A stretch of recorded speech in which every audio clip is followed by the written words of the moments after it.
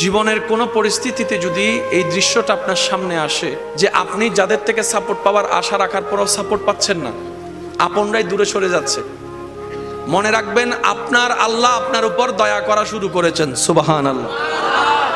ওই বিপদ থেকে আপনি যাদের সাপোর্ট নিয়ে উঠতে চাচ্ছেন, রব চাচ্ছেন আপনাকে কেউ না করুক সাপোর্ট, আপনার আল্লাহই স্বয়ং আপনাকে সাপোর্ট করতে চাচ্ছে বলেই মানুষকে দূরে সরাই দিচ্ছে। সুবহানাল্লাহ।